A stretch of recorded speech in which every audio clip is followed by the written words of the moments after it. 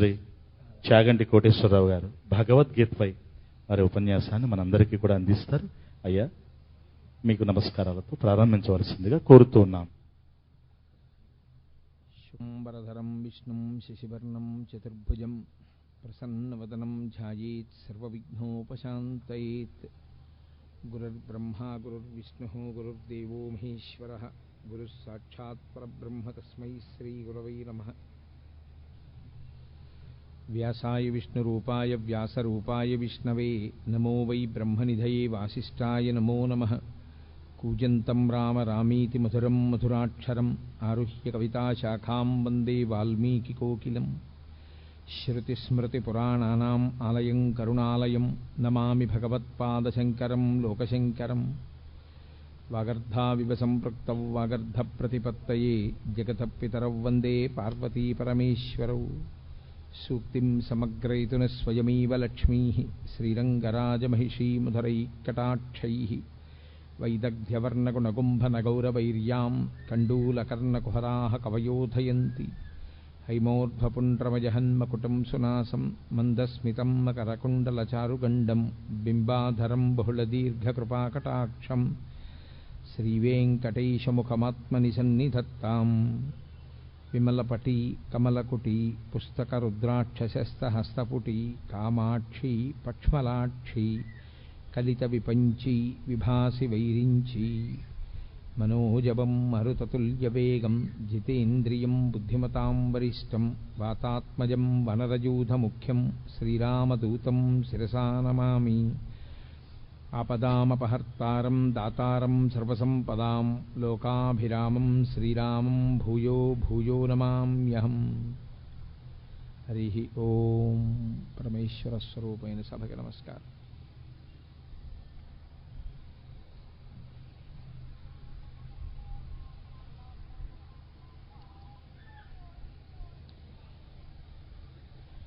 భగవద్గీత ఆధ్యాత్మిక సంపదకి సంబంధించినంత వరకు సనాతన ధర్మంలో అసలు భగవద్గీత పేరు వినని వాళ్ళు ఉండరు.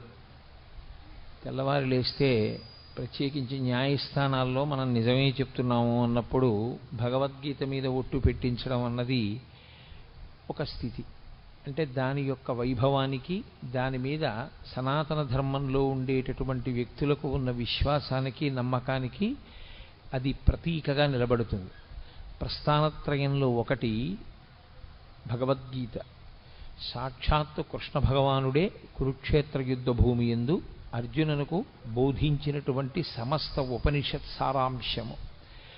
అన్ని ఉపనిషత్తుల యొక్క సారము భగవద్గీత యందే ఉన్నది. సాక్షాత్తు ఈశ్వరుడైనటువంటి కృష్ణుడే జగద్గురువుగా నిలబడి వసుదేవసుతం దేవం కంసచాణూరమర్దనం దేవకీ పరమానందం కృష్ణం వందే జగద్గురుం. జగద్గురువైనటువంటి కృష్ణుడు.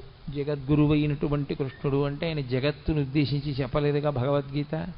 మరి జగద్గురువు అని ఎందుకు కీర్తింపబడ్డాడు అంటే ఒక దేశము ఒక కాలమునకు కట్టుబడేది కాకుండా ఆయన చేసినటువంటి బోధ ఏదైతే ఉందో అది యుగములు దాటిపోయినా సరే తరించాలనుకునే వాళ్ళందరూ ఎక్కవలసినటువంటి సోపానములన్నింటినీ కృష్ణ పరమాత్మ గురువుగా కూర్చుని ఆ రోజు చేసినటువంటి బోధ అర్జునుణ్ణి మిషగా పెట్టుకుని చెప్పినప్పటికీ అది జగత్తులో ఉన్న ఎవ్వరికి, ఏ ప్రాంతంలో ఉన్నవారైనా, ఏ కాలమునందున్నవారైనా అన్వయించుకుని దాన్ని ఆదర్శంగా ఆచరణాత్మకంగా స్వీకరించిన వారందరూ భగవద్గీత వలన మోక్షప్రాప్తిని పొందగలరు కనుక ఆయన జగద్గురువుగా నిలబడ్డారు.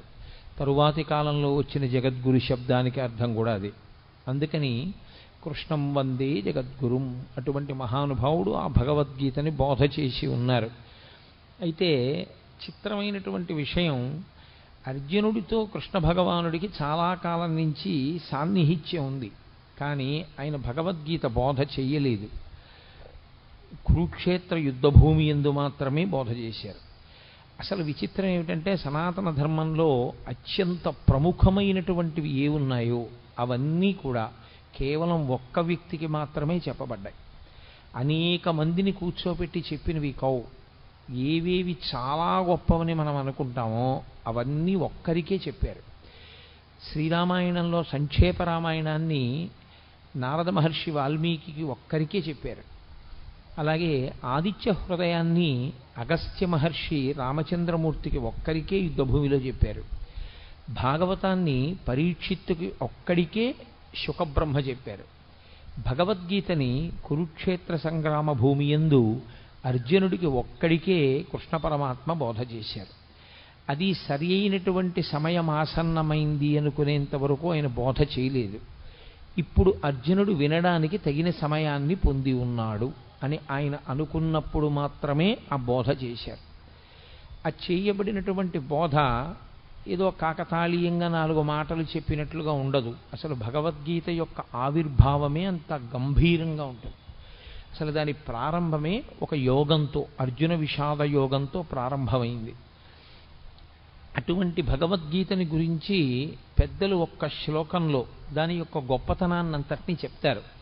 సర్వోపనిషదో గావః దోగ్ధా గోపాలనందన పార్థో వత్సః సుధీర్భోక్త దుగ్ధం గీతామృతం మహత్ అంటారు. అది సర్వోపనిషదో గావు. ఆవులు ఉపనిషత్తులు. ఉపనిషత్తులు ఆవులైతే ఉపనిషత్తులు ఉండేది వేదముల యొక్క చివర ఉంటాయి. వాటికి ఆ పేరు రావడం వెనకాతలే ఒక రహస్యం ఉంది. అసలు దాని పేరే ఉపనిషత్. ఉపనిషద్ అన్న మాటకి 2 అర్థాలు.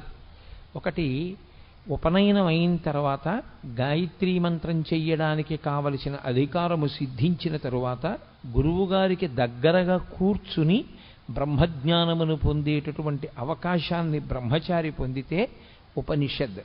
పక్కన కూర్చున్నాడు, పక్కన కూర్చుని ఉప శబ్దము చేత దగ్గరగా కూర్చుని గురువుగారి దగ్గర వినడానికి కావలసిన యోగ్యతని పొందడం ఉపనిషదే. షద్ జీర్ణం అవడం నా కానిది, జీర్ణము కానిది లోకంలో బ్రహ్మం ఒక్కటే. జీర్ణము కానటువంటి బ్రహ్మమునకు దగ్గరగా గురువుగారు తన యొక్క బోధ చేత తీసుకుని వెళ్ళడం కూడా ఉపనిషద్. అందుకే ఉపనిషత్తులన్నీ కూడా గురు శిష్య సంవాదంగా ఉంటాయి తప్ప అవి అనేక మందికి చేసిన బోధలు కావు. యోగ్యుడైనటువంటి శిష్యుడు మాత్రమే గురువుగారి దగ్గర నేర్చుకుంటాడు. ఆ యోగ్యత శిష్యుడు పొందాడు అని నిర్ధారించవలసింది లోకంలో ఇంకెవ్వరూ కాదు. అది ఒక్క గురువుకు మాత్రమే ఉన్న అధికారం. ఇతను ఈ స్థితిని పొంది ఉన్నాడు, ఇప్పుడు నేను బోధ చెయ్యవచ్చు అని గురువు ఎప్పుడు నమ్ముతాడో అప్పుడు మాత్రమే ఉపనిషత్ సారాంశమును బోధ చేస్తారు, లేదా అసలు ఉపనిషత్తుని బోధ చేస్తారు. అటువంటిది సమస్త ఉపనిషత్తుల సారమైనటువంటి భగవద్గీతని బోధ చేయడానికి ఏదో యోగ్యతని చూడవలసి ఉంటుంది కృష్ణ పరమాత్మ. అంతేకాని ఏ యోగ్యతలు లేకుండా ఇక్కడ ఏదో అడిగాడు ఇక్కడ చెప్పేస్తే బాగుంటుందని చెప్పింది కాదు యుద్ధభూమిలో. అందుకే అది ఇంకొకరికి వినపడదు కూడా, ఒక్క అర్జునుడికే వినపడుతుంది. అది సర్వోపనిషదో గావో. ఆ ఆవులు ఉపనిషత్తులు. ఉపనిషత్తులన్నీ ఆవులుగా వచ్చి నిలబడితే దోగ్ధ గోపాల నందన. నందన అన్న శబ్దం కొడుక్కి వేస్తారు సాధారణంగా. కొడుక్కి వేసే శబ్దం నందన. యశోదానందన, దేవకీనందన. అలా ఎవరికి నందనుడైతే వారికి ఆయన నందనుడు అంటే ఆనందమునిచ్చువాడు. గోపాలనందన అంటే తండ్రి శబ్దము చేత చెప్పబడినవాడు కాడు, గోపాలురందరికీ ఆనందమునిచ్చేవాడు. ఎవరా గోపాలురు అంటే ఆయన జన్మించినప్పుడు అంత సౌలభ్యంతో వచ్చింది కృష్ణావతారం. పుట్టినప్పుడు మాత్రం ఏదో ఎవ్వరికీ అందుబాటులో లేనటువంటి స్థితిలో జన్మించిన వాడు కాడు. అందరికీ అందుబాటులో ఉండడానికి ఎంతగా ఆచారనిష్ట తెలియని వాళ్ళు ఉంటారో అటువంటి వారి మధ్య పుట్టాడు. తలకడిగితే మొలకడగరు, మొలకడిగితే తలకడగరు. అంత ఆచారం తెలియనటువంటి గోపాల బాలుర మధ్య జన్మించాడు.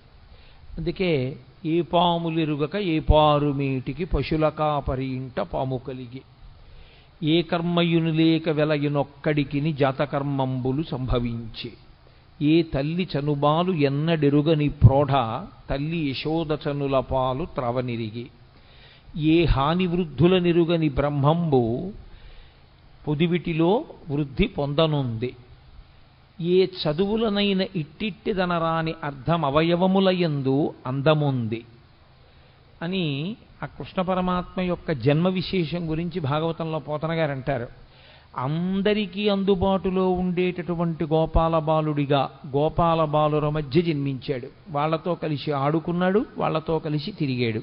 నిజానికి ఆ వచ్చినటువంటి గోపాలురందరూ కూడా మహర్షులందరూ గోపాల బాలురుగా వచ్చారు. కాబట్టి దోగ్ధ గోపాలనందన, పాలు పిండేటటువంటి వాడు కృష్ణ పరమాత్మ.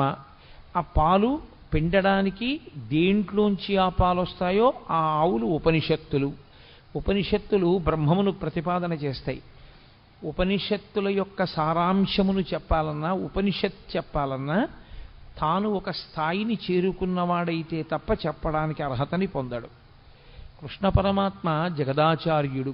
అసలు ఆ మాటకొస్తే ప్రతిపాదింపబడవలసినటువంటి బ్రహ్మము ఏది ఉన్నదో అది తానే అయ్యున్నవాడు.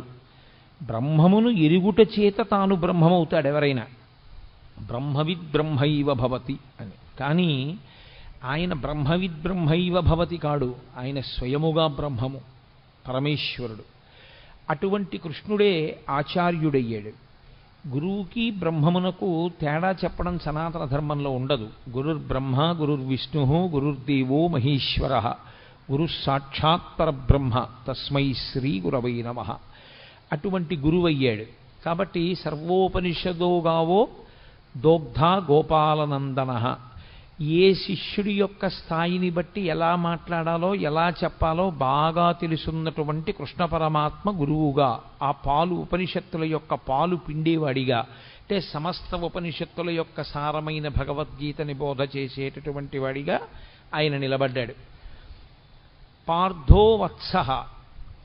ఆవు పాలివ్వాలి అంటే ఓ దూడ ఒకటి ఉండాలి తప్పకుండా. ఇప్పుడు ఆ దూడ ఏం చేయవలసి ఉంటుంది? ఆవు పాలు విడిచిపెట్టడానికి. ఆవు పాలు తయారు చేసేటప్పుడు ఉండేటటువంటి ప్రక్రియ చిత్రంగా ఉంటుంది. అది గబగబా తినేస్తుంది. ఈ నూతిగట్టు మీద, చెరువు గట్టు మీద, నదిగట్టు మీద ఉండే పసరిక గబగబా తిని తాను ఒక్క చోట కూర్చుని ఎంత ఆనందంతోటో నెమరవేస్తుంది.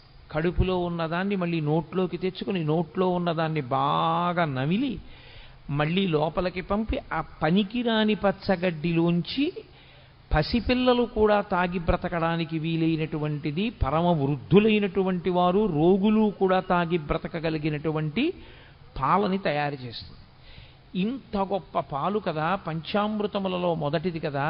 ఈ పాలతో శివలింగానికి అభిషేకం చేస్తే అంత మహాత్యం ఉంది కదా. ఈ పాలనివ్వడానికి కారణం, ఏ కారణానికి పాలిస్తుంది? దూడ యొక్క ఆర్తిని చూసి పాలిచ్చేస్తుంది. ఆర్తితో ఉన్న దూడ, అమ్మా నీ వలన తప్ప నా జీవితం ఎలా ఉంది అని ఆర్తి పొందినటువంటి దూడ పరిగెత్తుకుంటూ వచ్చి దాని శిరములు నోట్లో పెట్టుకు చప్పరించి 2 గుద్దులు గుద్దగానే విడిచిపెట్టేస్తుంది పాలు. గురువుగారికి ఉండేటటువంటి లక్షణం ఏమిటంటే, శిష్యులు ఆర్తితో వచ్చి గురువుగారి 2 పాదములు పట్టుకుని, గురువుగారు మీరు తప్ప నాకెవరు దిక్కు అని అడగగానే చెప్పకుండా ఉండలేక లోపల దాచుకోకుండా చెప్పేస్తాడు గురువుగారు. కాబట్టి ఆవు పాలని విడిచిపెట్టడానికి దూడ ఎలా హేతు అవుతుందో, గురువు జ్ఞానబోధ చెయ్యడానికి ఆర్తి కలిగినటువంటి శిష్యుడు అలా కారణమవుతాడు. కాబట్టి పార్థో వత్సః. ఇప్పుడు పార్థుడు వత్సయై ఆ పాలు రావడానికి కారణమయ్యాడు. ఆవు దూడ అన్ని పాలు తాగదు, అలా త్రాగడానికి అనుమతించరు కూడా. అది పాలు మిగులుస్తుంది. అలా మిగల్చబడినటువంటి పాలు లోకంలో ఎవరెవరు ఆ పాలు కావలసి ఉంటాయో ఆ పాలని ఆ రీతిలో వాడుకుంటారు. ఒకడు త్రాగి బతుకుతాడు, ఒకడు అభిషేకం చేసుకుని తరిస్తాడు, రకరకాలుగా వాడుకుంటారు. అలా సుధీర్భోక్త, ఎవరు ఈ పాలు త్రాగడానికి అర్హులు? సుధీహి అంటే మంచి బుద్ధి కలిగినటువంటి వాడెవరో, వితండవాదన చెయ్యని వాడెవరో, బ్రహ్మమునందు నిశ్చయాత్మకమైన బుద్ధి కలిగిన వాడెవరో, గురువు యందు గౌరవము కలిగిన వాడెవరో, ఎవరు సనాతన ధర్మమునందు విశ్వాసమున్నవాడో, ఎవడు పెడబుద్ధితో వినే లక్షణం లేనివాడో అటువంటి వాడు ఈ పాలు త్రాగటానికి యోగ్యుడు. కాబట్టి సుధీహి భోక్త. అటువంటి పాలని దుగ్ధం గీతామృతం మహత్, ఈ గీత అనబడేటటువంటి అమృతాన్ని త్రాగవచ్చు. పాల సముద్రాన్ని చిలికితే ఒక అమృతం వచ్చింది, పరమేశ్వరుడి నోటిలోంచి ఒక అమృతం వచ్చింది. వాగ్రూపమైనటువంటి అమృతమే గీత. అందుకే ఆ అమృతం తాగడానికి చాలా కష్టం. గరుత్మంతుడే తీసుకొచ్చి దర్భల మీద పెట్టినా నాగులు తాగలేకపోయాయి. కానీ గీతామృతం తాగడానికి సాధారణంగా అందరూ ఏ అవయవంతో తాగుతారో ఆ అవయవంతో తాగక్కర్లేదు, చెవులు దొప్పలు చేసుకుని వినగలిగితే చాలు. ఆ విశ్వాసంతో ఆ భక్తితో ఎవరు కూర్చుని వింటారో అటువంటి వారందరూ ఈ అమృతాన్ని తాగడానికి అర్హులే. ఈ అమృతాన్ని ఎవరు సేవిస్తారో వాళ్ళకొక లక్షణం ఉంటుంది. అమృతం తాగినవాడు ఇక మళ్ళీ పుట్టవలసిన అవసరం ఉండదు. కాబట్టి ఇదే చిట్ట చివరిసారి శరీరాన్ని విడిచిపెట్టడం. కానీ త్రాగడం అంటూ జరిగినప్పుడు శరీరం ఉంటే కదా తాగాడు, శరీరం లేకుండా త్రాగడం అన్న మాట రాదు. కాబట్టి శరీరంతో ఉన్నాడు కాబట్టి తాగాడు, శరీరంతో ఉన్నాడు కాబట్టి అమృతం తాగాడు, శరీరంతో ఉండి తాగాడు కాబట్టి ఈసారి శరీరం పడవలసిందే. అది ప్రకృతికి సంబంధించిన నియమం. ఈసారి పడడం ఏదుందో అదే చిట్ట చివరిసారి పడ్డాం. ఇంకొకసారి పడవలసిన అవసరం ఎందుకుండదంటే ఇంకొకసారి పుట్టవలసిన అవసరం లేదు కనుక. అంటే జనన మరణ చక్రము నుండి తప్పుకోవడమే అమృతము. ఆ అమృతము నోటితో తాగుతారు దానికి అధికారము సిద్ధిస్తే, కానీ అలా అధికారం సిద్ధించి త్రాగారు అన్నవాళ్ళు మనకి కనపడరు. కానీ గీతామృతం తాగడానికి మాత్రం ఎల్లరూ యోగ్యులే. దేని చేత యోగ్యత? సుధీహి భోక్త, మంచి బుద్ధి కలిగిన వాడైతే, అటువంటి మంచి నిర్ణయం చేసుకున్నవాడైతే, మనస్సు మంచిదయ్యుంటే, భగవంతుడి గురించి మనం తెలుసుకోవాలనేటటువంటి చిత్తమాలిన్యము లేకుండా కూర్చోగలిగిన వాడైతే అటువంటి వాడు ఈ అమృతమును త్రాగటానికి అర్హుడు. కాబట్టి భగవద్గీత వింటే ఏమొస్తుంది? భగవద్గీత వింటే కొడుకు ఉద్యోగం వస్తుంది, భగవద్గీత వింటే కూతురికి పెళ్ళవుతుంది అని ఫలశ్రుతులు చెప్పకూడదు. భగవద్గీత వింటే ఏమవుతుంది అంటే అది బ్రహ్మ విద్య కనుక మళ్ళీ పుట్టవలసినటువంటి అవసరాన్ని తీసేస్తుంది. ఇంకా ఇంతకన్నా గొప్పది మనుష్యుడు కోరవలసినది వేరొకటి ఉండదు. కాబట్టి అంత గొప్ప శక్తిని ఈ గీతామృతము ఇవ్వగలదు. అందుకే పెద్దలు గీత గురించి చెప్తూ ఒక మాట చెప్తారు. గీతతో సమానమైనవి అంటూ ఉంటే లోకంలో ఇంకొక 3 మాత్రమే ఉన్నాయి. అందుకే గంగా, గీత, గాయత్రి, గోవింద ఈ 4 చతుర్గకార సంయుక్తే పునర్జన్మ న విద్యతే. గీత, గంగాచ, గాయత్రి, గోవిందీతి హృది స్థితే. ఎవరు ఈ 4ంటిని గుండెల యందు బాగా ఊంచుకుని నిలబెట్టుకుంటారో, మొదటిది గంగ. గంగని ఇక్కడ పెట్టుకోవడానికి ఏమి ఉండదు, గంగ యందు స్నానం చేయాలి. గంగ యందు స్నానం చేస్తే ఏమవుతుంది? గంగ యందు స్నానం చేస్తే పాపములు నశించిపోతాయి.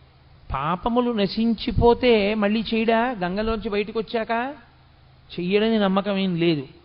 కానీ గంగలో స్నానం చేస్తే వచ్చేటటువంటి ఫలితము ఉత్తర జన్మల యందు కనపడుతుంది.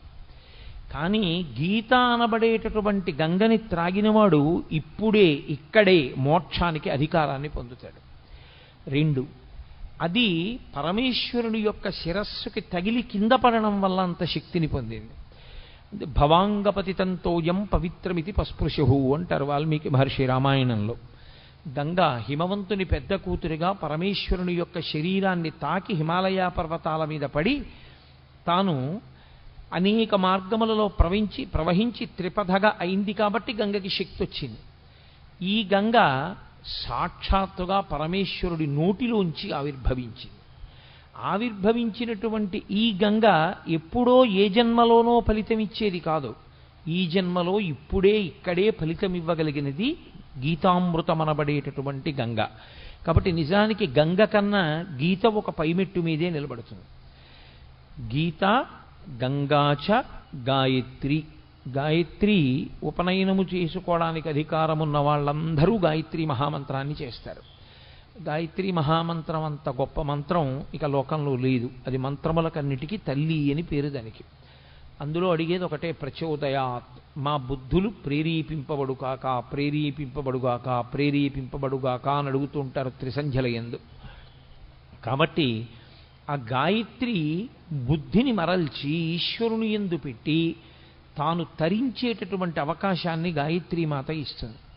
గోవిందేతి, గోవిందుడు ఆ నామమే గొప్పది. ఎందుచేత అంటే భగవంతునికి మిగిలినటువంటి పేర్లు ఏమున్నాయో అవన్నీ బిరుదునామాలుగా వచ్చాయి. గోవిందనామం ఒకరు బిరుదునామంగా ఇచ్చింది కాదు, పరమేశ్వరుడు కష్టపడి సంపాదించుకున్న నామం. 7 రాత్రులు 7 పగళ్ళు గోవర్ధనోద్ధరణాన్ని చేసి చిటికెన వీల మీద పర్వతాన్ని ఎత్తి పట్టుకుని అందరినీ కాపాడితే, ఆయన్ని నమ్మకుండా వెళ్ళిపోయిన వాళ్ళని కూడా ఆయన పిలిచి మరీ కాపాడాడు గోవిందనామంతో. అది గోవిందనామానికి ఉన్న గొప్పతనం. అంత సౌలభ్యంలో ఉన్న అవతారం. అందుకే గోవింద అంటే ఈశ్వరుడు ఉలిక్కి పడతాట.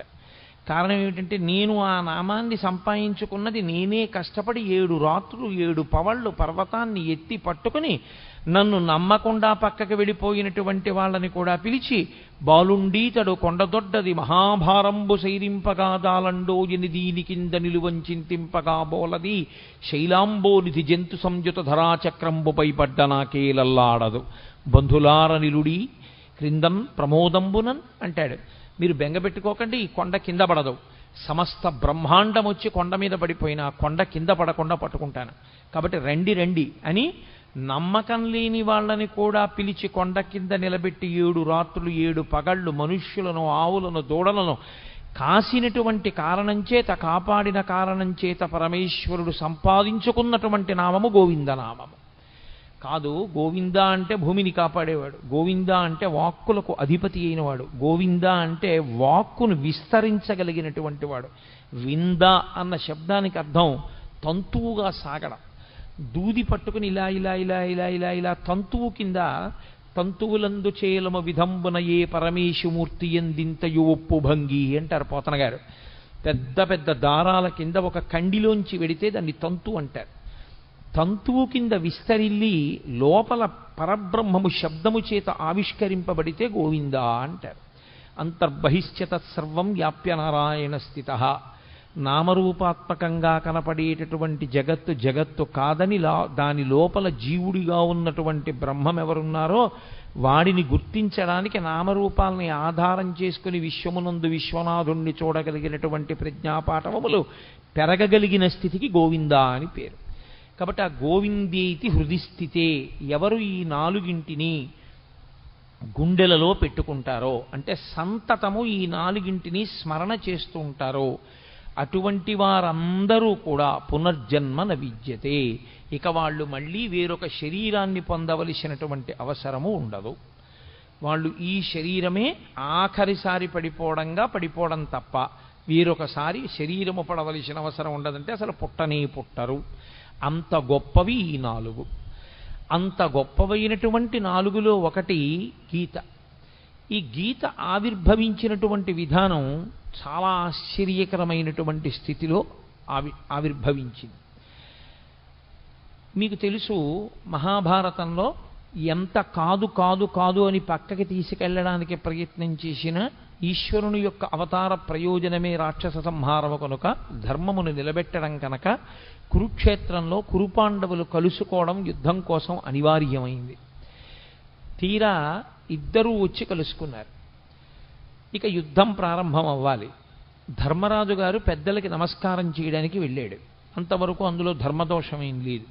వాళ్ళు కలుసుకున్నది కూడా ఎక్కడ అంటే ధర్మక్షేత్రే కురుక్షేత్రే, ధర్మక్షేత్రమైన కురుక్షేత్రంలో కలుసుకున్నారు. వ్యాస భగవానుడు గీతామృతాన్ని ప్రారంభం చేస్తూనే ధర్మ శబ్దంతో ప్రారంభం చేస్తాడు. ధర్మ అంటే పట్టుకోవలసినది, పట్టుకోవడంలో వైక్లభ్యం వస్తే మిమ్మల్ని రక్షించనిది అని గుర్తు. నేను ఒక కుక్క నా మీదకు వస్తున్నప్పుడు నా చేతిలో ఉన్న కర్రని నేను జాగ్రత్తగా పట్టుకోవాలి. అసలు నేను కుక్కని చూసి వణికిపోవడంలో నా చేతి కర్ర జారిపోయింది అనుకోండి, అప్పుడు ఇక ఆ కర్ర నన్ను రక్షించదు. నేను పట్టుకుని ఉన్నంత కాలమే నన్ను రక్షిస్తుంది తప్ప పట్టుకోనికుండా ఉన్నది రక్షించేది కాకుండా పోయేది ఏది ఉంటుందో దానికి ధర్మమని పేరు. అందుకే నేను తరచు మనవి చేస్తుంటాను, అమరకోశం ధర్మము అన్న మాటని వ్యాఖ్యానం చేస్తే ధ్రియతేవా జనైరితి ధర్మం అంటుంది. ఉపన్యాసాలు చెప్పడానికి పనికొచ్చేది కాదు ధర్మం అంటే. పుస్తకాల్లో చదువుకోవడానికి పనికొచ్చేది కాదు ధర్మం అంటే. అందుకే కఠినమైన నేను ఓ మాట చెప్తూ ఉంటాను, ఉపన్యాసాలకి వెళ్ళడం, దేవాలయంలోకి వెళ్ళడం కాదు ధర్మం అంటే, బొట్టు పెట్టుకోవడం ధర్మము అని చెప్తుంటాను. కాబట్టి ధర్మము అంటే ధ్రియతేవా జనైరితి ధర్మం, తాను అనుష్ఠించనిది తనని రక్షించదు. మీకెంత తెలుసు అన్నది మిమ్మల్ని ఎప్పుడూ రక్షించదు. వేదము ఏది చెప్పిందో అది మీరు పట్టుకోగలరా? ఎవరేది చెప్పారన్నది ప్రమాణము కాదు. నేనొకటి చెప్పచ్చు, ప్రమాణం కాదు. ఎంతటి మహాత్ముడైనా కావచ్చు, ఆయన చేసింది ప్రమాణం కాదు, ఆయన చెప్పింది ప్రమాణం కాదు. ఎక్కడి వరకు ప్రమాణం? వేదము చెప్పిన దానితో అంగీకరించి మాట్లాడితే అంతవరకే ప్రమాణం.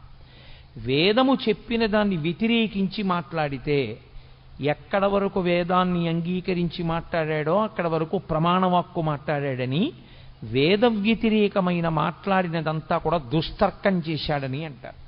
దుస్తర్కాస్తు విరమ్యతాం అంటారు శంకరాచార్యుల వారు. దుస్తర్కము చెయ్యవద్దు. వేదో నిత్యమధీయతాం తదుదితం కర్మస్వనుష్ఠీయతాం. వేదం ఎలా చెప్పిందో అలాగే చెయ్యాలి. వేదము దేనిని ప్రమాణంగా మాట్లాడిందో దాన్ని ప్రమాణంగా మాట్లాడాలి. అంతేకాని ఇప్పుడు ఎక్కడ కుదురుతుందండి అని మాట్లాడడానికి వీల్లేదు. వేదము ఏది చెప్పిందో దాన్ని అందుకోవడమే నీ ప్రయోజనం. అలా అందుకోలేకపోతే అది వ్యక్తిగా నీ బలహీనత ఏమో కానీ, వేదం చెప్పినది ఎలా కుదురుతుందండి అన్న మాట మాట్లాడడానికి మాత్రం నీకు అధికారం లేదు. నేను నిత్యాగ్నిహోత్రం చెయ్యకపోతే నేను చెయ్యలేకపోవడం నా తప్పని చెప్పాలి. అంతేగాని నిత్యాగ్నిహోత్రం ఎక్కడ కుదురుతుందండి అన్నమాట నేను వాడడాన్ని మాత్రం శాస్త్రం అంగీకరించదు. నీ తప్పు నువ్వు అంగీకరించాలి. అంతేగాని వేద ప్రమాణము యొక్క సాధ్యాసాధ్యములను విచారణ చేసే అధికారము నీకు లేదు. ధర్మం అంటే ఒక్కటే లోకంలో. ధర్మమనగా ఎవరు చెప్పినది ధర్మము కాదు, వేదమేది చెప్పిందో అదొక్కటే ధర్మము. వ్యాస హృదయమంతా వ్యాసోచ్ఛిష్టం జగత్ సర్వం. వ్యాసుడి యొక్క ఎంగిలి ఈ లోకంలో వచ్చిన వాంగ్మయం అంతా, వ్యాసుని యొక్క హృదయమంతా ధర్మమే. ధర్మం ధర్మం ధర్మం. దానికోసమే ఆయన 18 పురాణములను ఇచ్చాడు, 4 వేదములను విభాగం చేశాడు, బ్రహ్మసూత్రములను ఇచ్చాడు. ఇన్ని ఇవ్వడానికి కారణం ధర్మాన్ని పట్టుకోండి. ధర్మం ఒక్కటే మిమ్మల్ని రక్షిస్తుంది. ధర్మం ఒక్కటే మళ్ళీ పునర్జన్మ లేకుండా కూడా చెయ్యగలదు.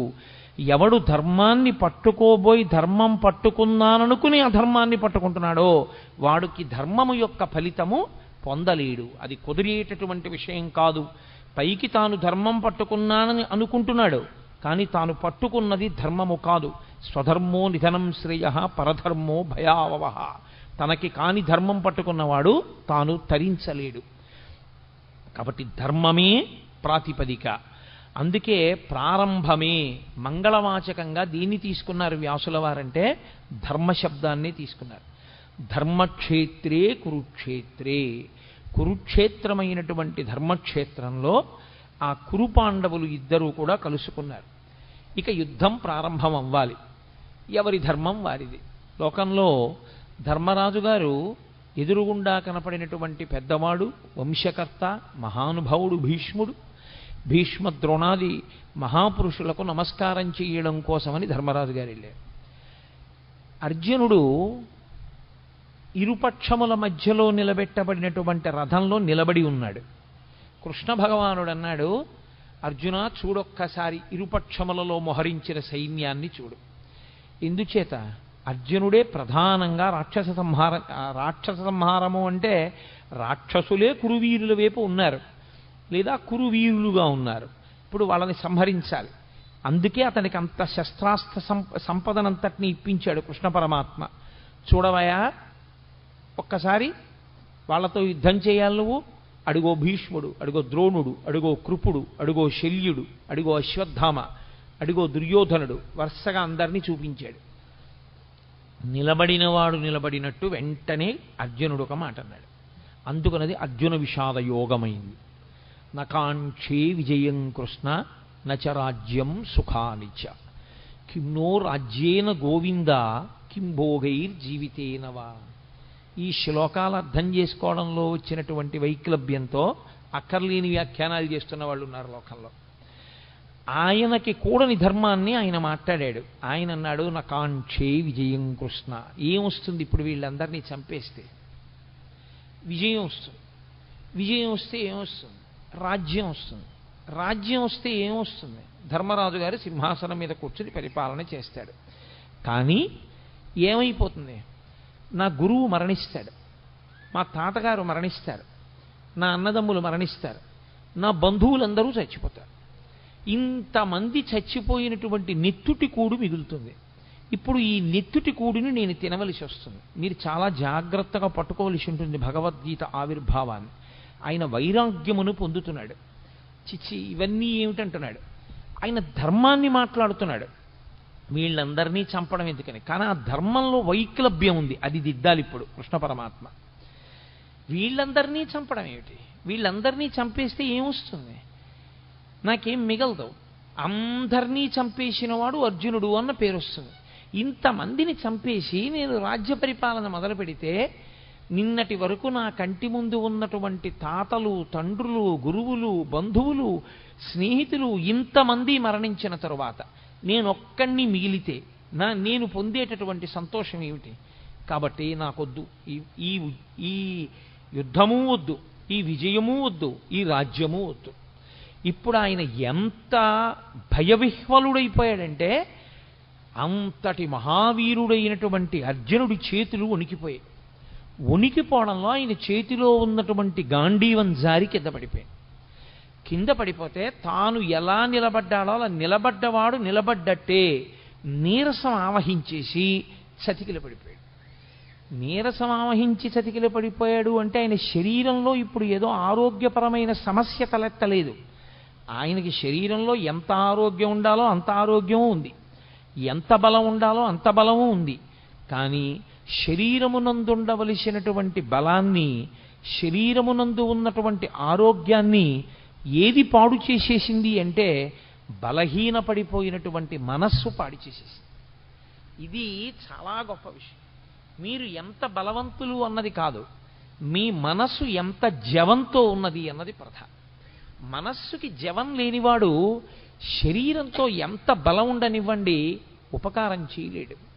ఎందుచేత అంటే మనస్సు భయానికి కానీ శంకకి కానీ లోనైపోయిందనుకోండి, తాను ఆత్మరక్షణలోకి పడిపోతాడు. పడిపోయి ఒక రకమైనటువంటి భయానికి లోనవుతాడు. భయానికి మారుపేరే శాస్త్రంలో మృత్యువు. మృత్యు సమయమునందు ఎలా ఆలోచనలు పొసగవో భయవిహ్వలుడైనటువంటి వ్యక్తికి కూడా సరి అయిన ఆలోచన విధానం రాదు. కాబట్టి ఇప్పుడు అంత భయపడిపోయినటువంటి అర్జునుడు అన్నాడు, ఇప్పుడు దుర్యోధనుడు ఒక బాణం వేసో ఓ కత్తి పెట్టో నన్ను చంపేస్తే చచ్చిపోతాను. చచ్చిపోతే ఏమవుతుంది? నేను చనిపోతే చనిపోయాను, కానీ నా వారందరూ బ్రతుకుతారు. ఇది పైకి చూడ్డానికి చాలా ధర్మంలా కనపడుతుంది చూసుకోండి. నిజంగా పాపం అర్జునుడు ఎంత మంచివాడండి, ఎంత అహింస మాట్లాడాడు. యుద్ధం జరగకుండా ఎందుకు ఇవన్నీ హాయిగా నాకు ఏ రాజ్యము వద్దు, ఏ విజయము వద్దు అన్నాడు. ఎంత మంచి మాట మాట్లాడాడండి అర్జునుడు, ఎంత చక్కటి వాడండి అని మనకు అనిపిస్తుంది. కానీ ఈ మాటలు చెప్పి ఇంకొంచెం ముందుకు వెళ్ళిపోయాడు. ఇంకొక ఆశ్చర్యకరమైన మాట అన్నాడు, నేను వీళ్ళందరినీ చంపేస్తే ఇక లోకంలో నా బంధువులన్న వాళ్ళు మగవాళ్ళు ఎవరు మిగలరు, అప్పుడు ఆడవాళ్ళు ఒక్కళ్ళే మిగులుతారు. అప్పుడు వీళ్ళందరూ నరకంలోనో స్వర్గంలోనో ఉన్నారనుకోండి, ఏడాదికోసారి తద్దినం పెట్టాలి కదా, తద్దినం పెట్టినప్పుడు నీళ్లు విడిచిపెట్టాలి. అప్పుడు వీళ్ళకి నీళ్లు విడిచిపెట్టడానికి ఉత్తరాధికారులు లేరి, నేను చంపేస్తున్నాను కదా, కొడుకులతో సహా చంపేస్తున్నాను. చంపేస్తే ఇంకా తద్దినం పెట్టడానికి మనుష్యులు లేరు. లేకపోతే ఆ పితృదేవతలు ఎవరైతే ఉన్నారో పతంతి పితరో హ్యేషాం లుప్త పిండోదక క్రియా, వాళ్ళకి పిండ ఉదక క్రియలు ఉండవు. అంటే పిండం పెట్టేవాడు ఉండడు, నీళ్లు విడిచిపెట్టేవాడు ఉండడు. లుప్త పిండోదక క్రియా, ఈ రెండూ లేకపోవడం వల్ల పతంతి పితరో హ్యేషాం, పైలోకానికి వెళ్ళినటువంటి నా పితృదేవతలు మళ్ళీ కింద పడిపోతారు. పైగా ఎప్పుడైతే పురుషుల యొక్క రక్షణ లేదో వీళ్ళందరూ మరణిస్తే వీళ్ళ భార్యలందరినీ పరజాతుల వాళ్ళు వచ్చి భార్యలుగా స్వీకరిస్తారు. ఇప్పుడు వాళ్ళ వలన సంతానం వీళ్ళకి కలుగుతుంది. క్షేత్రములు మిగిలిపోయి బీజములు లేవు. కాబట్టి ఇప్పుడు కుల సంకరం ఏర్పడుతుంది, వర్ణ సంకరం ఏర్పడుతుంది, జాతులన్నీ కూడా కలగాపలగమైపోతాయి. ఇటువంటి ఆధార్మికమైనటువంటి వ్యవస్థ ఏర్పడడానికి నేను యుద్ధం చేయడం అవుతుంది. కాబట్టి కృష్ణ, నేను యుద్ధం చెయ్య. మీకు ఇది పైకి చూడ్డానికి ఎలా ఉంటుందంటే, అయ్య బాబోయ్, అర్జునుడు ఎంత శక్తివంతంగా మాట్లాడాడు, ఎంత గొప్పగా మాట్లాడాడు మహానుభావుడు, ఎంత చక్కటి మాటలు మాట్లాడాడు. నిజంగా అర్జునుడు చెప్పిన మాట కృష్ణుడు విని అర్జునుడిని వెంటనే రథం ఇచ్చి వెనక్కి పంపించేసి ఉంటే, కురుక్షేత్ర సంగ్రామం జరగకపోతే అంత నెత్తురు వరదలై పారదుగా, అంతమంది చచ్చిపోరుగా, ప్రశాంతంగా ఉంటుందిగా. మరి ఎందుకు కృష్ణ పరమాత్మ అంతగా పట్టుపట్టి మరీ కురుక్షేత్ర యుద్ధం చేయించినట్టు, ఎందుకంత బోధ చేసినట్లు, ఆయన ఎందుకు మాట్లాడినట్లు? అర్జునుడు మాట్లాడిన దాంట్లో వచ్చిన నష్టం ఏమిటి ఆయన మాట్లాడిన తప్పు అని మనకు అనిపిస్తుంది.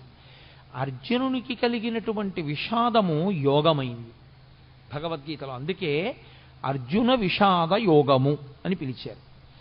యోగ అంటే భగవద్గీతలో కృష్ణ భగవానుడే చెప్పాడు, యోగ కర్మసు కౌశలం. కర్మసు కౌశలం అంటే చేయవలసినటువంటి పనిని కౌశలముతో, అంటే శాస్త్రవిహితముగా, ప్రతిఫలాపేక్షారహితముగా, కర్తవ్యతా బుద్ధితో చేసినటువంటి వాడెవడో వాడు కౌశలముతో చేసినవాడు. తాను చెయ్యవలసినది ఒకటి ఉంటుంది లోకంలో, శాస్త్రము చేత విధింపబడినది. శాస్త్రము ఏది చెయ్యాలని విధించిందో అది చెయ్యడమే తన యొక్క కర్తవ్యము. అలా కాకుండా నిత్తికొత్తికున్నది ఏదుందో అది బాధ్యత. బాధ్యత కుంగ తీసేస్తుంది మనిషిని, కర్తవ్యం మెట్లెక్కిస్తుంది. కాబట్టి తాను చెయ్యవలసింది తాను చెయ్యాలి.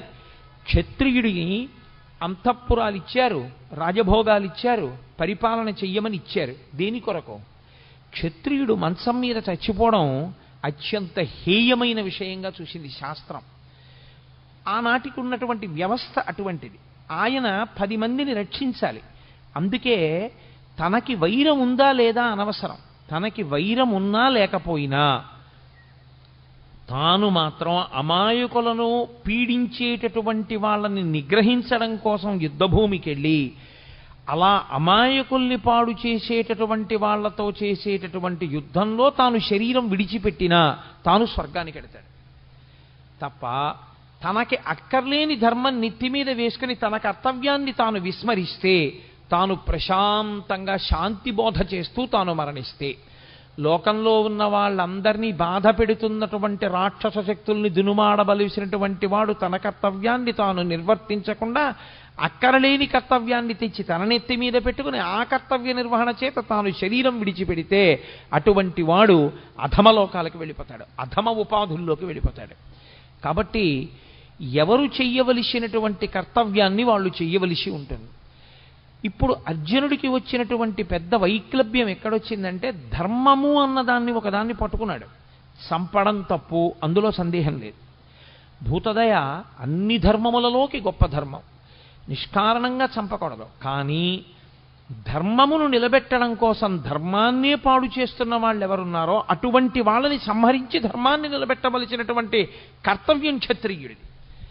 అసలు తాను చెయ్యవలసిన ధర్మాన్ని, తన కర్తవ్యాన్ని తాను విస్మరించి తాను అక్కర్లేని ధర్మాన్ని ఒకటి నెత్తి మీద పెట్టుకున్నాడు. ఇక్కడ వచ్చింది సమస్య అంతా.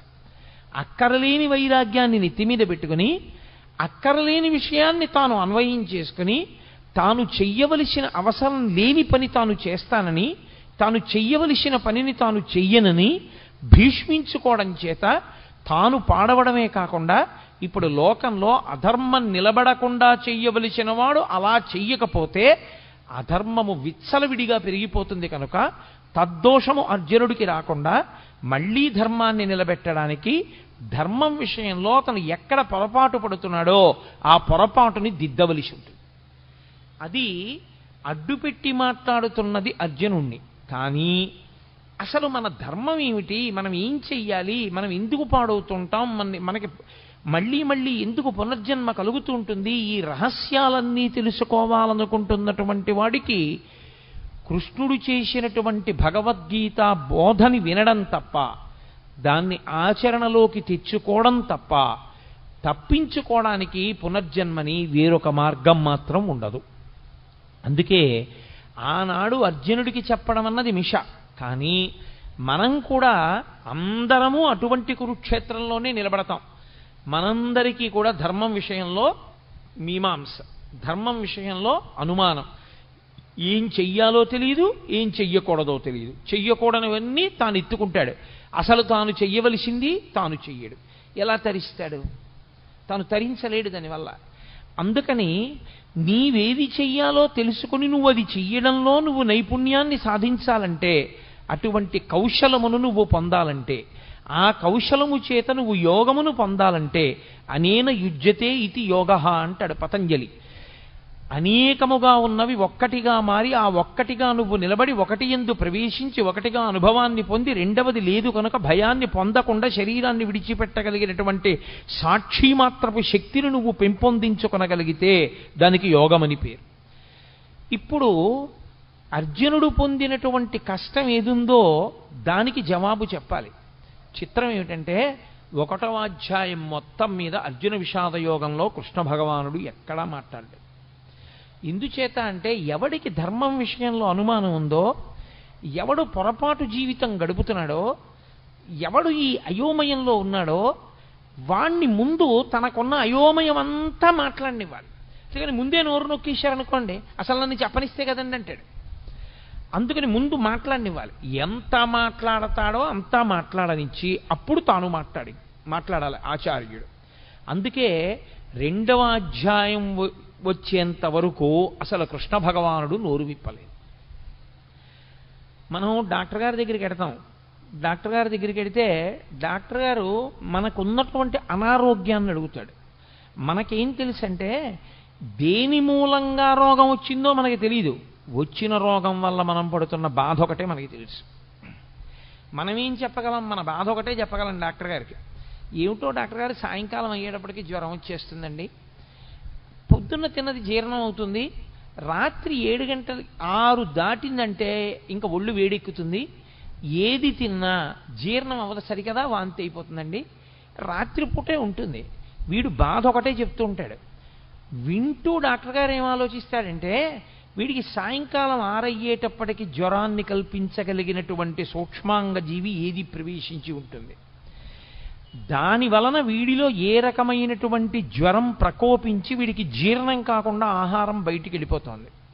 ఇప్పుడు మందు దేనికి వెయ్యాలంటే మూలానికి వెయ్యాలి. ఏ సూక్ష్మక్రిమి శరీరంలో ప్రవేశించడం చేత అతనికి సాయంకాలం జ్వరం వచ్చి తిన్న పదార్థం జీర్ణం కాకుండా వాంతవుతోందో ఆ సూక్ష్మక్రిమి మీద అతను ఔషధాన్ని ఇవ్వాలి. అంతేకాని వాంతి అయిపోకుండా ఏం చేయాలో లవంగమొగ్గ నవలాలో ఏలక్కాయ నవలాలో చెప్పడానికి అతని భార్యే చాలు, పక్కింట్లో ఉన్నవాళ్లే చాలు, డాక్టర్ గారు అక్కర్లేదు దానికి. డాక్టర్ గారు చెప్పవలసింది మూలాన్ని ఛేదించాలి. అర్జునుడు మాట్లాడితే అర్జునుడు మాట్లాడిన మాటల వెనక ఛేదింపబడవలసినటువంటి మూలాల్ని కృష్ణ పరమాత్మ పట్టుకున్నాడు. ఇది అందుకే భవద్భీషిణి అయింది. గీతకి భవద్భీషిణి అని పేరు ఉండడానికి కారణం అదే. సంసారము అంటేనే అయోమయం, సంసారం అంటేనే రాగద్వేషములు. మీరు కొంచెం జాగ్రత్తగా పట్టుకోగలిగితే సంసారమునకు మారు పేరే రాగద్వేషములు. రాగము ద్వేషము ఈ రెండు ఎప్పుడుంటాయి? ఇంకొకడు ఉంటే కదండి. ఇప్పుడు నాకన్నా ఇంకొకడు ఉన్నాడు అనుకోండి, అప్పుడు నేను వాడిని ప్రేమిస్తే రాగం, నాకు వాడి మీద సంతోషంగా ఉండి వాడిని నేను అభిమానిస్తే నాకు వాడి మీద రాగం ఉన్నది. నేను వాడి మీద కోపం పెట్టుకుంటే నాకు ద్వేషం ఉన్నది. అసలు రెండవది లేదు ప్రపంచంలో, ఒక్కటే ఉన్నది. రాగమునకు కానీ ద్వేషమునకు కానీ ఏమైనా కారణం ఉందా? ఇంకో వస్తువు లేదు, ఉన్నదొక్కటే, పరబ్రహ్మం ఒక్కటే ఉంది. ఆ ఉన్న ఒక్క పరబ్రహ్మము ఎలా ఉన్నది? ఇన్నిగా కనపడుతున్నా కాదురా, ఇన్ని యథార్థమునకు ఉన్నదొక్కటే.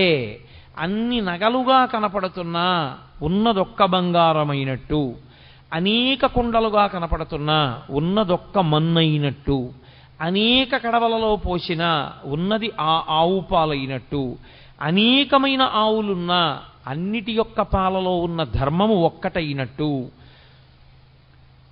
మనకి ఉన్నది ఒక్కటే పదార్థము అని తెలిసిందనుకోండి, ఇప్పుడు ప్రేమించడానికి లేదు, ద్వేషించడానికి లేదు.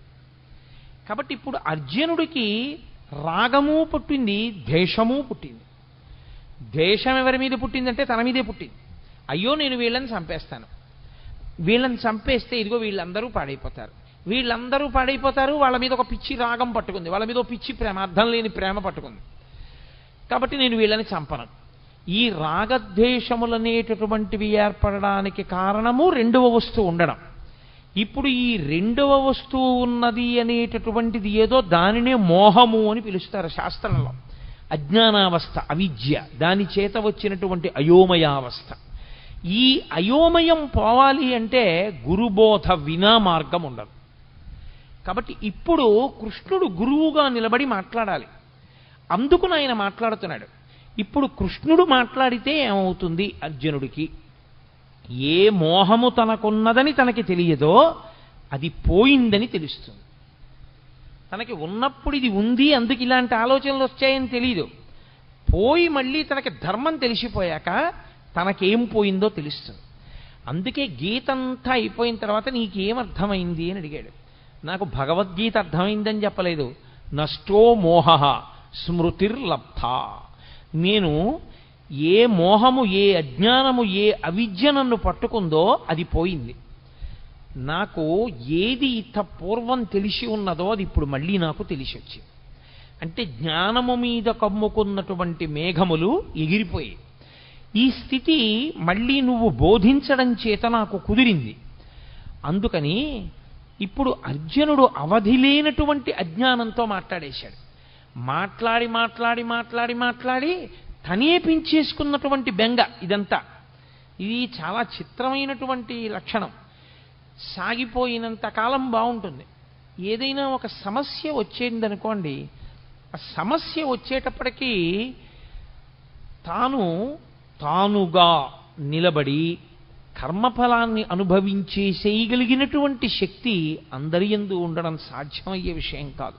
చాలా చాలా కష్టం. అక్కడికి వచ్చేటప్పటికీ గిజగిజగిజలాడిపోయి ఖచ్చితంగా ద్వైతీభావంలోకి వెళ్ళిపోతాడు. వాడు నేను రెండు భావాలు వస్తాయి. అభిమానము చేత కానీ ద్వేషము చేత కానీ వచ్చేస్తుంది అది.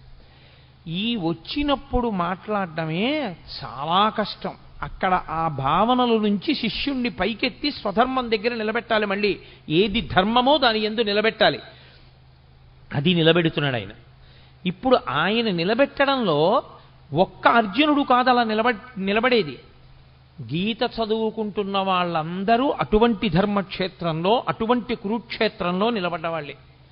మనం అందరం కూడా రాగము ద్వేషము ప్రతి క్షణం. చిత్రం ఏమిటంటే రాగము శాశ్వతముగానూ ఉండదు, ద్వేషము శాశ్వతముగానూ ఉండదు. ఒకప్పుడు మీరు అపారమైన రాగముతో ఉన్న వ్యక్తి మీరు అపారముగా ద్వేషించే వ్యక్తి, మీరు అపారముగా ద్వేషించే వ్యక్తి మీరు అపారముగా ప్రేమించే వ్యక్తి మారిపోతుంటుంది. ఇప్పుడు రాగము ద్వేషము మారడానికి వ్యక్తియా కారణము, మనస్సా కారణము? ఏది తనకి అనుకూలమో అది జరగకపోవడం చేత ద్వేషం వచ్చింది, ఏది తనకి అనుకూలము కాదో అది జరగడం వల్ల ద్వేషం వచ్చింది. ఇప్పుడు ఈ రాగద్వేషములు రెండూ పోవడానికి అవిద్య పోవాలి. ఈ అవిద్య పోవాలి అంటే అది గురువుగారు మాట్లాడితే తప్ప శిష్యుడికి పోదు. కాబట్టి ఇప్పుడు ఏం చేస్తాడంటే అవిద్యలో విడుతున్నవాడు విశేషమైన చిత్తభ్రాంతికి, చిత్తమాలిన్యానికి, భయానికి లోనైపోతాడు. ఈ భయానికి అంతుండదు. ఇంకా ఎంత భయంతోటో వెర్రిముర్రి ఆలోచనలన్నీ పెరిగిపోతుంటాయి. ఈ పెరిగిపోతూ వెళ్ళిపోతూ ఉండడం అనేటటువంటిది అర్జునుడి విషయంలో ఎక్కడ వరకు వెళ్ళిపోయిందంటే, అదిగో పైనుంచి పితృదేవతలు పడిపోతారు, వాళ్ళకి పిండాలుండవు, ఉదక క్రియలుండవు. ఆ తరువాతి కాలంలో వాళ్ళ భార్యల యందు జన్మించేటటువంటి సంతానం అంతా కూడా కులసంకరం అయిపోతుంది. ఇంతమందిని చంపేసి నాకెందుకు ఈ నెత్తిటికూడు, ఎన్నిన్ని పెద్ద మాటలు మాట్లాడేస్తున్నాడు, అక్కర్లేనివన్నీ మాట్లాడేస్తున్నాడు. మాట్లాడనిచ్చాడు, బాగా మాట్లాడనిచ్చాడు. ఇంత అర్జునుడు ఏమైపోయాడో తెలుసా అండి? ఇంతమంది శత్రువుల్ని అస్త్రప్రయోగం చేసి చంపగలిగినటువంటి అర్జునుడు తన మనసు తనకి బరువు అయిపోతే, తన చిత్తము మలినమైపోతే, తాను పెంచుకున్న భయానికి తాను వశుడైపోతే, తాను గాంధీవం వదిలేసి కూలబడిపోయి కృష్ణ పరమాత్మ యొక్క కాళ్ల మీద పడిపోయి బావా బావా అని పిలిచేటటువంటి వాడు ఒక ఆశ్చర్యకరమైనటువంటి మాట అన్నాడు. నేను నీకు శిష్యుణ్ణి అన్నాడు. మాం త్వం ప్రపన్నః, నేను నిన్ను శరణాగతి చేస్తున్నాను. నువ్వు ఏం చేయాలో తెలుసా? శిష్యుడనైన నన్ను ఉద్ధరించాలి. నాకు మార్గం తెలియట్లేదు. ఇదే అతను చేసిన చాలా మంచి పని ఏమైనా ఉంటే, అర్జునుడు ధర్మక్షేత్రమైన కురుక్షేత్రంలో చేసినటువంటి ఈ పని వల్ల భగవద్గీత పుడుతోంది. ఈ పని వల్ల గీతామృతం వస్తోంది. ఈ పని వల్ల వచ్చినటువంటి గీతామృతం కాలంతో దేశంతో సంబంధం లేకుండా మానవాళిని తరింపచేస్తూనే ఉంది. మాట్లాడి మాట్లాడి మాట్లాడి మాట్లాడి మాట్లాడి ఇంకా నేను మాట్లాడనయా, మాట్లాడిన కొద్దీ భయం ఎక్కువైపోతోంది. ఇంకా భయం వైపుకే పెడుతున్నాయి కానీ ఆలోచనలు, నేను బయటికి రాగలనన్న ఆలోచన అసలు నాకు రావట్లేదు. కాబట్టి మీరు వినా నాకు శరణ్యము లేదు. గురువుగారి కాళ్ళ మీద పడిపోయి నేను ప్రపన్నుడను అంటే నేను శరణాగతి చేస్తున్నాను, మీరు నన్ను స్వీకరించి నా యొక్క బాధనంతటినీ పోగొట్టండి. ఇప్పుడు అసలు నేనేం చెయ్యాలి నాకు అర్థం కావట్లేదు అన్నాడు. ఎవరు? యుద్ధం చేస్తానని వచ్చినవాడు. ఇప్పుడు కాదు, ఎప్పటి నుంచో యుద్ధం చేస్తాను కౌరవుల్ని సంహరిస్తానని పెద్ద తపస్సు చేసి పరమేశ్వరుణ్ణి సాక్షాత్కరింపజేసుకుని పాశుపతాస్త్రం పొందినవాడు, అంతమంది దేవతల దగ్గర అన్ని అస్త్రాలు పొందినవాడు, అంతమంది గురువుల్ని సేవించినవాడు, ఎప్పుడు కురుక్షేత్ర సంగ్రామం జరుగుతుందా కౌరవుల్ని మట్టు పెడదామని ఎదురు చూసినవాడు, ఇవాళ ఆశ్చర్యంగా యుద్ధం చేయడం మాట దేవుడిని కృష్ణ పరమాత్మ యొక్క కాళ్ళ మీద పడిపోయి, కృష్ణ నీవు తప్ప నాకు దిక్కెవరు, కాబట్టి నువ్వే నన్ను రక్షించాలి. ఆయన మాట్లాడడం మొదలుపెట్టాడు. ఆయన మాట్లాడుతూనే ప్రారంభం ఏమన్నా తెలుసా అండి? ఆయన మాటలకున్నటువంటి గమ్మత్తు ఏమిటంటే ఆయన మాట మొదలు అదే, భగవద్గీతలో ఆయన మాట చివర అదే. ఆయన అసోత్యానన్వశోచస్త్వం ప్రజ్ఞావాదాంశ్చ భాషసే గతాసూ నగతాసూంశ్చ నానుసూచంతి పండితాః. అశోచ్యానన్వశోచస్త్వం అంటూ ప్రారంభం చేశాడు. ఏడవవద్దు, శోకము వద్దు, అసలు ఈ దిక్కుమాలిన ఏడుపన్నది మొదట మాని. భగవద్గీత వింటే వచ్చేది ఏమిటి? ఏడవడం పోతుంది. భగవద్గీత ప్రారంభంలో కృష్ణ పరమాత్మ ఏ శ్లోకంతో ప్రారంభం చేశారో అదే శ్లోకంలో ఉన్న అదే తాత్పర్యంతో, అదే ధర్మంతో, అదే మాటతో భగవద్గీత పూర్తి. సర్వధర్మాన్ పరిత్యజ్య మామేకం శరణం వ్రజ అహం త్వా సర్వపాపేభ్యో మోక్షయిష్యామి మా శుచ. ఏడవవద్దు, శోకించవద్దు. అసలు శోకము తప్పు. శోకమన్న మాటకు అర్థం లేదు. శోకించడానికి కారణము లేదు. దేనికి శోకిస్తావు? దేనికి ఏడుస్తున్నావు నువ్వు? అసలు నువ్వు ఏడవడానికి కారణం ఏమిటి? పైగా ఏడిచేటప్పుడు ఎలా మాట్లాడుతున్నావు? అశోచ్యానంద్వశోచస్తం ప్రజ్ఞావాదాంశ్చ భాషసే. వాత పెట్టి మాట్లాడాడు. ఒక గురువు ఎలా మాట్లాడాలో అలా మాట్లాడాడు. ప్రజ్ఞావాదాంశ్చ భాషసే. 4 పుస్తకాలు జరిగితే మాట్లాడడం అనుకుంటున్నావా? లేకపోతే ఏదో నీ బుద్ధికి తోచింది మాట్లాడడం అనుకుంటున్నావా? ఏమిటి పెద్ద పెద్ద మాటలు మాట్లాడుతున్నావు? ధర్మం అంటున్నావు, యుద్ధం చేయనంటున్నావు, నేను చంపేస్తానంటున్నావు, నేను చంపేస్తే వీళ్ళు చచ్చిపోతారంటున్నావు, పతంతి పితరో హ్యేషాం లుప్త పిండోదక క్రియా అంటున్నావు, ఉత్తరగతుల గురించి మాట్లాడుతున్నావు, కుల సంకరం గురించి మాట్లాడుతున్నావు. ఏమిటివన్నీ? నువ్వు మాట్లాడగలిగిన మాటలు అనుకుంటున్నావా? నీకు తెలిసి మాట్లాడుతున్నాను అనుకుంటున్నావా? వీటికి ఏడవవలసిన వాడివి నువ్వు అనుకుంటున్నావా? అసలు ఏడవవలసిన అవసరం ఒకటి ఉందనుకుంటున్నావా లోకంలో? అశోచ్యానన్వశోచస్త్వం ప్రజ్ఞావాదాంశ్చ భాషసే గతాసూ నగతాసూంశ్చ నానుసూచంచి పండితాః. అసలు పండితుడైన వాడు ఏడవడు. తీర్పిస్తూ ప్రారంభం చేశాడు ఆయన. ఎవడు ఏడవడు? పండితుడు ఏడవడు. పండితుడు అంటే 4 పుస్తకాలు చదువుకున్నవాడు, 3 శ్లోకాలు బట్టి పట్టినవాడు కాడు. పండాహ అంటే ఆత్మజ్ఞానమున్నవాడు. అందుకే పోతన గారికి సహజ పండితుడని పేరు. ఆయన మహానుభావుడు. అందుకే శ్రీకైవల్య పదంబు చేరుటకునై చింతించదన్ లోకరక్షయికారంభకు భక్తపాలన కళా సంరంభకున్ దానవోద్రేక స్తంభకు కేళిలోల విలస దృగ్జాల సంభూత నానా కంజాత భవాండ కుంభకు మహానందాంగనా ఢింబకున్నని చెప్పుకున్నాడు. శ్రీకైవల్య పదంబు చేరుటకునై పునరావృత్తిరహిత శాశ్వత శివ సాయుధ్య స్థితి కొరకు నేను భాగవతాన్ని ఆంధ్రీకరిస్తున్నానన్నాడు. కాబట్టి ఎవరు ఆత్మజ్ఞానము కలిగిన వారో వాళ్ళు అసలు ఏడవరు. ఏడవడానికి కారణం ఎందుకు? ఈ శరీరం పోతుందని ఏడుస్తున్నావా? మళ్ళీ వెంటనే శరీరం వస్తుంది ఇది పడిపోగానే. ఎంతోసేపు పట్టదు శరీరం రావడానికి. రవీంద్రనాథ్ ఠాగూర్ చెప్పినట్టు తల్లి ఒక స్తనం దగ్గర పిల్లవాడికి పాలిస్తున్నది, ఈ స్తనం నుంచి ఈ స్తనం దగ్గరికి పిల్లవాడిని మార్చుకోవడం ఎంతసేపు పడుతుందో జీవుడు ఒక శరీరాన్ని విడిచిపెట్టి ఇంకొక శరీరాన్ని పొందడానికి అంతే సమయం పడుతుంది. అదేం పెద్ద విశేషం కాదు. ఈ శరీరం పోతే ఇంకో శరీరం వస్తుంది. నీ దృష్టిలో ఏమిటి చంపేయడం అంటే? వాళ్ళందరి శరీరాలు పోతాయి, వాళ్ళు కనపడరు. నీ బుర్ర ఈ శరీరం పోతే ఇంకో శరీరం వస్తుంది. ఏమిటి చచ్చిపోతుంది? కాబట్టి శరీరమునకు చావు లేదు. ఈ శరీరం పడిపోతోందేమో ఇంకో శరీరం వస్తోంది. శరీరమునందు పంచభూతములే. పంచభూతములు లేని శరీరం ఇంకోటి లేదు. పృథివీ ఆపస్తేజో వాయు ఆకాశములే ఉండాలి ఇందులో ఉన్న. కాబట్టి వాళ్ళు ఏ శరీరంలో కొన్నా పంచభూతాలతోనే ఉంటారు. కాబట్టి ఈ రాజులు లేని రోజు లేదు, ఉన్నారు. ఆత్మ ఉండదంటావా? ఎప్పుడూ ఉన్నది ఆత్మ. మరి దేనికి ఏడుస్తున్నావు నువ్వు అసలు? నువ్వేమిటి పాండిత్యంతో పెద్ద ప్రజ్ఞావాదాంశ భాషసే? నేను చాలా గొప్పవాడిని మాట్లాడేస్తున్నావు. వీళ్ళందరూ చచ్చిపోతారంటున్నావు, నే చచ్చిపోతానంటున్నావు, వీళ్ళందరూ ఏమిటో పడిపోతారంటున్నావు. ఎవరు చచ్చిపోతారు? నేను మీతో మనవి చేశా, వైద్యుడు మూలానికి మందిచ్చినట్టు మూలానికి మందిస్తూ ప్రారంభం చేశాడు. అంత గంభీరంగా ఉంటుంది గురువుగారి కంఠం. అంటే గురువాణి అంటే సింహస్వప్నము.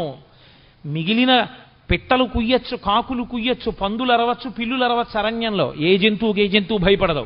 సింహం బయటికి వచ్చి అరిచిన తరువాత అరవగలిగిన జంతువు ఉండదు, వెళ్ళిపోవలసిందే ఎక్కడికైనా తప్ప ఇక నిలబడవు. ఆచార్యుడు వచ్చి మాట్లాడిన తర్వాత మాట్లాడగలిగిన సమర్థత ఉన్నవాడు ఇంకొకడు ఉండడు. ఆచార్యులకు ఆచార్యుడు జగద్గురువు అయినటువంటి శ్రీకృష్ణ భగవానుడు వచ్చి మాట్లాడిన తర్వాత ఇక మాట్లాడడానికి ఏముండదు. అందుకే అంత గంభీరంగా ప్రారంభం చేశాడు. అసోత్యానన్వశోచస్త్వం ప్రజ్ఞావాదాంశ్చ భాషసే గతాసూ నగతాసూంశ్చ నను సూచంతి పండితాహ. ఏడవరయా పండితులైనటువంటి వాళ్ళు, ఏడవడానికి లేదసలు. అశోచ్యానన్వశోచస్త్వం, ఏడవడానికి కారణము లేదని తెలుసుకో. అంటే నేను మీతో మనవి చేశా, ఎక్కడికి వెళ్ళాడు? రాగము ద్వేషము ఈ రెండో పదార్థం ఉంటేనే. అసలు రెండవ పదార్థము లేదు, ఉన్నది ఒకటే పదార్థమైనప్పుడు ఆ పదార్థమునకు రాగము లేదు ద్వేషము లేదు. ఏడిపెందుకు నీకు? దేనికి ఏడుస్తున్నావు? ఏ కారణానికి ఏడుస్తున్నావు? ఉలిక్కి పడ్డాడు ఇంత అర్జునుడు. అక్కడి నుంచి వెళ్ళిందండి భగవద్గీత. ఎన్ని ధర్మములు, ఎన్ని విషయములు, ఎన్ని గుణములు, ఎన్నిటిని బోధ చేశాడో. అందుకనది యోగమైంది. అర్జున విషాదము యోగం ఎందుకైందంటే ఆ విషాదము ధర్మ సంబంధమైనది. తనకి అక్కరలేని ధర్మాన్ని పట్టుకున్నా అయ్యో నేను వీళ్ళని చంపకూడదు అన్న ఒక మాటతో ప్రారంభం చేశాడు. కానీ ఆ అర్జునుడు చంపడం ఎంత ధర్మమో అలా చంపకపోతే ధర్మం ఎందుకు నిలబడదు? ధర్మము యొక్క స్వరూపం అంటే ఎలా ఉంటుందో అంత అద్భుతంగా మాట్లాడాడు కృష్ణ పరమాత్మ. అలా మాట్లాడితే వచ్చినటువంటి స్వరూపమే గీతాస్వరూపము. సరే, నేను చేసేది 7 రోజుల ప్రసంగాలే కాబట్టి విహంగ వీక్షణంగా గీత యొక్క వైభవాన్ని ఆవిష్కరించడానికి ఇవాళ ప్రారంభోపన్యాసంగా గీతావిర్భావం గురించి 4 మాటలు చెప్పాను. దీని తరువాత పిఠాపురం నుంచి వచ్చినటువంటి సర్వదేవతా భజన మండలి వారు, వాళ్ళు చాలా ఆర్తితో చాలా సంతోషంతో ఇక్కడికి వచ్చారు. వాళ్ళు చక్కటి భజన చేసేటటువంటి లక్షణం ఉన్నవారు. కాబట్టి దయచేసి మీ అందరూ అలాగే కూర్చునుంటే ఇప్పుడు ఆ భజన కార్యక్రమం ప్రారంభం అవుతుంది. మళ్ళీ రేపు సాయంకాలం 6:30 ఉపన్యాసాన్ని పునఃప్రారంభిస్తాను. మంగళాశాసనపరై మదాచార్య పురోగమై సర్వైశ్చ పూర్వైరాచార్యై సత్కృతాయాస్తు మంగళం. మంగళం కోసలేంద్రాయ మహనీయ గుణాత్మనే చక్రవర్తి తనూజాయ సర్వభౌమాయ మంగళం. ఉమాకాంతాయ కాంతాయ కామితార్థప్రదాయినే శ్రీగిరీశాయ దేవాయ మలినాథాయ మంగళం. కరచరణకృతం వా కర్మవాక్కాయజం వా శ్రవణనైనజం వా మానసం వాపరాధం విహితమవిహితం వా సర్వమేత్తక్షమస్వా శివ శివ కరుణాబ్ధే శ్రీమహాదేవ శంభో. సర్వం శ్రీ ఉమామహేశ్వర పరబ్రహ్మార్పణమస్తు. స్వస్తి.